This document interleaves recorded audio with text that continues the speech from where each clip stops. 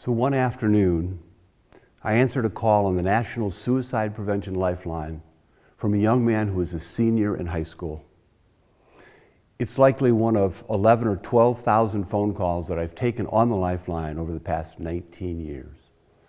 It is a privilege to help thousands of people find their way forward from some of the darkest moments of their lives. This young man, this senior in high school, when he was in junior high school, he dug himself into this incredible hole, and almost anything you want to put in that hole was there with him.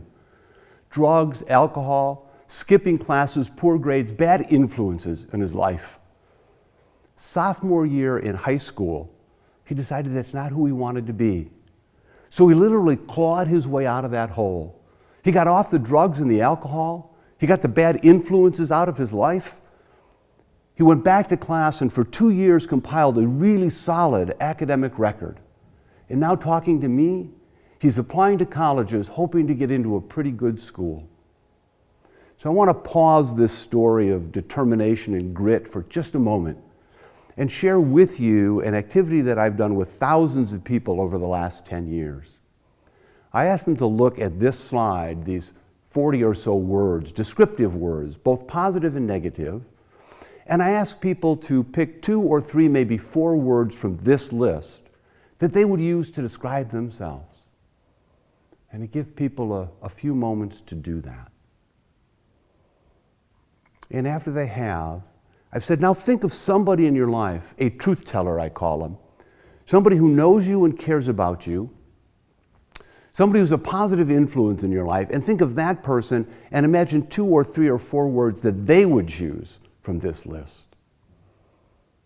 And after a moment or two, I ask a very simple question. How many people have 2 different lists? Everywhere I go, no matter the demographics, the age, the geography, it doesn't matter. The results are the same. 75 to 100% of the people say, yes, I have 2 different lists to describe myself as a human being. Isn't that interesting? Why so pervasive? The reasons are actually many, but one of the most common and one of the most perverse is because of these words here, the negative descriptors, the ones that I call words in red.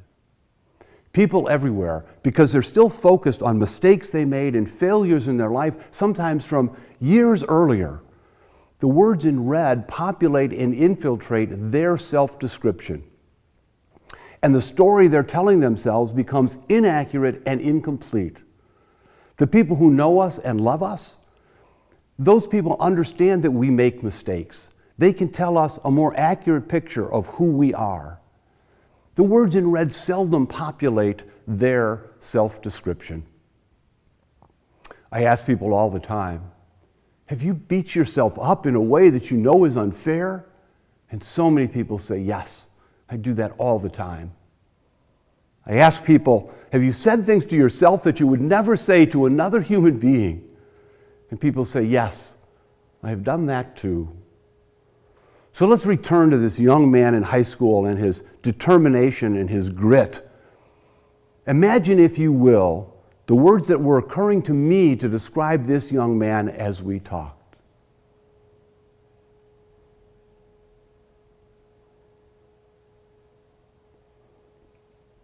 And because he was still so focused on his failures and mistakes in junior high school, what words do you suppose he was using to describe himself?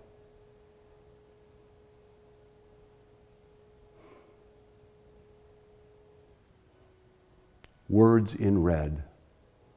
This partially describes why he was calling me that afternoon on the National Suicide Prevention Lifeline.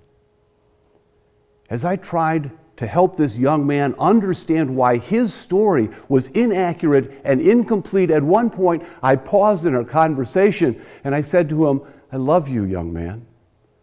I love who you are, and I love who you are becoming. And in that moment, that 18-year-old senior in high school began to cry. Why? I asked him, why the tears?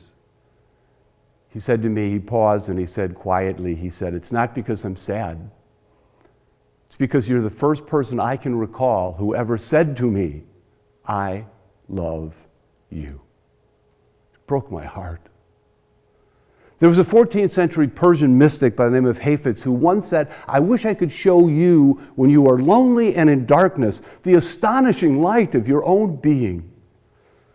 What a joy it has been for me these past 19 years to help thousands of people see even fragments, little bits and pieces of the astonishing light I can see in them. So in those moments when we are lonely and in darkness, when words in red begin to populate and infiltrate our self-description, it's time to realize that that story that you're telling yourself is inaccurate and incomplete. Find that truth teller, that person who knows you and cares about you. Go to them and tell them that you're not okay, because it's okay not to be okay. Find that person who will look you in the eye and say, "I love you. I love who you are. And I love who you are becoming." Find that person who will help you see the astonishing light that they see in you. And then there's just one simple thing left to do. Dig deep. Dig really deep. And find the courage to believe them. Thank you.